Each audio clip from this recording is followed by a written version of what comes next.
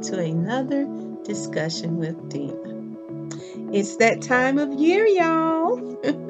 It's graduation time, prom time, and summer break for students are about to begin. You remember we used to say, no more paper, no more books, no more teachers' dirty looks. Seems like it went by so fast. I have some family members that are graduating, and I want to wish them all congratulations. You hung in there. Good job. And I want to encourage everyone to go out into this big world and not just become another blind follower, but to never lose the spirit to strive and make our world a better place to live in. Because there is certainly a need for that today. And the great thing about school and the process of learning and developing and growing your knowledge is understanding the difference between being educated and being indoctrinated. It is a very fine line, and although sometimes it can get a little blurry, we have to maintain the ability to know the difference. Now, recently, the media has been overwhelmed by what is taking place on some of these college campuses around the United States. And what better place to find people doing what should come naturally, demonstrating and understanding what it takes within this society to make change. So here is where you acquire and instilled in these students should be the ability to be trailblazers, to change the world, to make it a better place. So I am witnessing this here and I'm enjoying it. It is an opportunity to witness America forerunners, organizations, future leaders, and even future politicians in the making for all that we know. So protesting and protesters are needed. Sometimes you have to agitate. Sometimes it's necessary to bring attention to stuff. But how the protests or protesters are being covered presents a bit of an issue that causes one to question central leadership. For some reason, the main news media broadcasters always seem one-sided in their coverage of such events. And many news reports, for that matter, always appear to be partial to one side or the other for the most part. But these protests and responses to these protests gives one a view. It's how the government and citizens in general can get a live and in-person lesson on American politics, ethical behavior, and social and civil issues, how it's intertwined in this country. Protests are for the most part meant to bring attention to issues that may or may not be seen as equitable, discriminatory, and based on what side you are on, it can be quite beneficial to offering your voice to affect change or at least deter policies that tend to cause great harm or unreasonable consequences to yourself or other people. Some people have compassion for others. And you can be on different sides of an issue, and that's perfectly okay.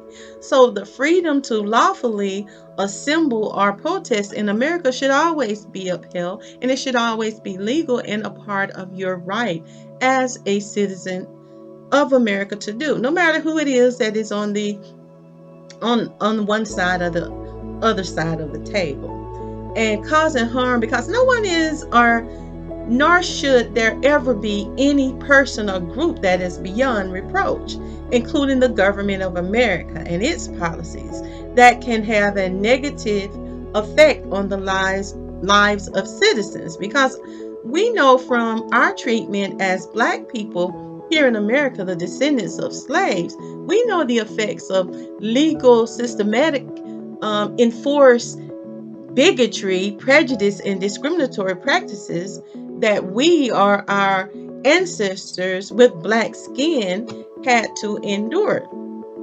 It being legal, the government of America made it legal to abuse, to mistreat, misguide, and deprive us of basic humanity, us and our ancestors. And we live currently within a society that seems to have a lack of remorse. There's a lack of repentance or reparations for what they legally, the American government, enforced upon us, which was subjugation, black subjugation. So it is that history that for some of us we reflect on, or we are reminded of when we look at and discern some of the protests that are taking place today.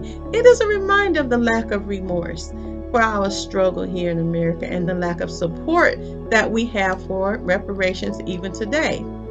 And we always, I know I certainly keep that in mind. We are still owed for centuries of subjugation under America's anti-black laws. There are bills that were put in place in their system. They even have this unspoken system. And it has caused many of us to take caution when we see other groups faced with similar tribulations, because it is natural to question what it is that we see. And when we see a lack of response to our own misery and our hardship, it can sometimes harden the person, and you're like, let them do what they do. But, and then especially when we have been through so much as a people, and we've never had a anti-black hate bill passed. Never. It was never enacted or passed. So it, here in America, we have been subject to murder, neglect. We've been victimized. We've been ill-treated and discriminated against, and it was all legal, and it was just accepted, and we're told move on. So, like I said, we haven't had a bill of any type or any compensation for what we were subjected to. So when it comes to protesting, we understand, because it was one of the many means used to bring attention to the issue in America of anti-black discrimination and subjugation, bigotry, and anti-black policies that were designed specifically to hinder black progress. And it was preventing us from having black human rights. And I have to emphasize black, because that was the basis of these laws. And these laws did affect the descendants of slaves as well. Sometimes we confuse the fact that, oh, you all were free, but there was a different type of slavery. It wasn't just hands and being bound. You were bound in other ways that prevented you and made it difficult for you to be successful or achieving this where it was purposely done. So when I see the current protesters and they are attempting to shine a light on what is taking place in the Middle East today, I can't deny that it is necessary. We have to see and be honest about what it is that we're looking at. We can't deny that there are over 39,000 people who have their lives have been taken in Gaza, and Israel is in the news currently saying that they have given IDF orders to Palestinians to evacuate parts of Rafah. So that means that number is going to exceed, is going to go higher, is going to go beyond the numbers that we have. And these are just the ones that we think we know. We don't actually know. But a continual assault is imminent. And this is according to the news, because Netanyahu rejects the ceasefire deal. So the confusion for me is, why at this point are we referring to this as a war? It is clearly not a war. I would liken it to me battling my 6-year-old child. Although there is clearly a war here in this country for the hearts and the minds of the people. And I think it's based on this issue. What has me concerned when it comes to these protests is how it is being covered or presented by the media. Oftentimes it appears there is confusion as to if anyone calling out Israel for its genocide, why is that called anti-Semitic? Because it is not. Anti-Semitic is being thrown around if someone questioning what is happening in the Gaza, what has happened to the Palestinians, is that somehow anti-Semitic? The House of Representatives overwhelmingly approved the Anti-Semitism Awareness Act in response to campus protests. The protests that are taking place all around this country. There are many Jewish students who are in support of this protest. They agree with the Palestinians, but there are also those who say that they feel intimidated or unsafe. So this Anti-Semitism Awareness Act is designed to make it easier for so-called concerned students to file civil rights complaints. And within that brings so many questions and concerns and issues to the forefront that needs to be discussed openly and freely. Now, Representative Mike Lawler and Josh Gottenheimer are two sponsors of that bill, and the bill directs the Department of Education to use the definition given by the International Holocaust Remembrance Alliance to when enforcing the federal anti-discrimination laws. Now, in it, they define anti-Semitism as a certain perception of Jews which may be expressed as hatred towards Jews. But again, is it anti-Semitic to question Israel or their behavior and destruction of a people simply because they are classified as Jews? Can Israel not be critiqued or criticized without one being labeled anti-Semitic or someone of the Jewish faith finding it offensive to ask the question? This is what I mean when I say the lines are now being blurred. Most of the reports today are laden with anti-Semitic. This anti-Semitic. There was anti-Semitic dialogue. Anti-Semitic. And it is so confusing. And I'm thinking that it may be used to avoid having real conversations in regards to what it is that we are seeing taking place in Israel, what Israel is doing in Gaza, and in the future to Rafah and other places. We cannot keep labeling all conversations and subject matters in response to, or when it comes to holding Israel responsible for what is labeled war crimes as anti-Semitic, because they are not all anti-Semitic remarks. Just because the conversation gets heated or someone is offended by what it is that is being discussed, it doesn't necessarily make it anti-Semitic. I am watching the media in different forms, and that's the word I keep hearing. And I need specifications for what part of the conversation is anti-Semitic. That's what I want to know.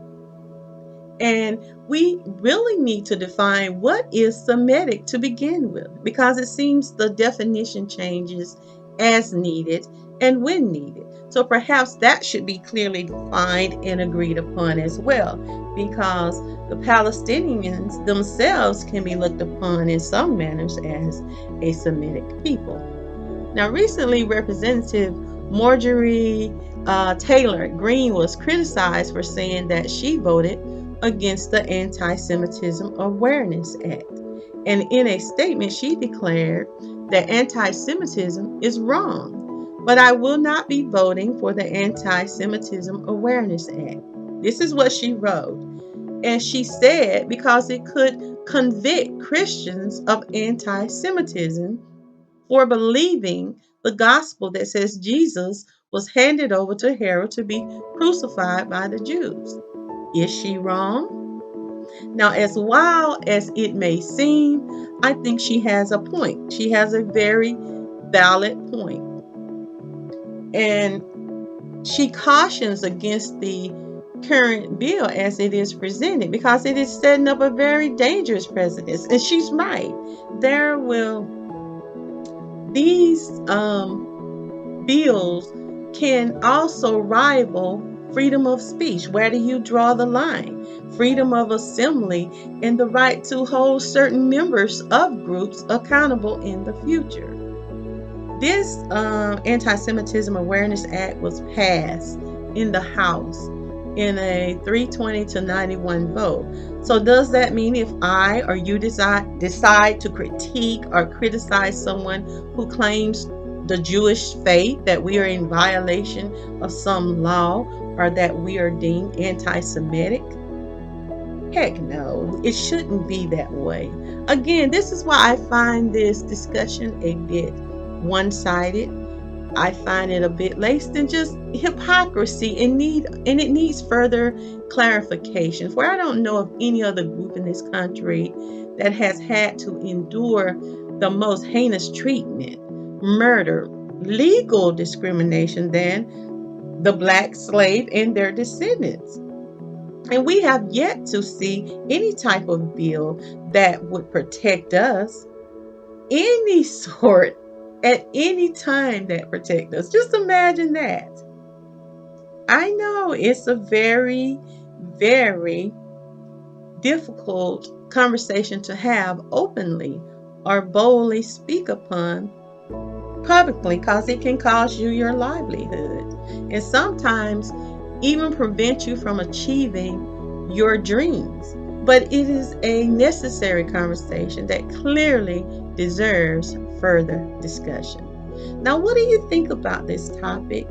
And what do you think about the protests that are going on? Subscribe and let me know your thoughts on this. Leave your thoughts in the comments. And I want to thank you for listening. And I will see you next time for another discussion with Dena. Ta-ta!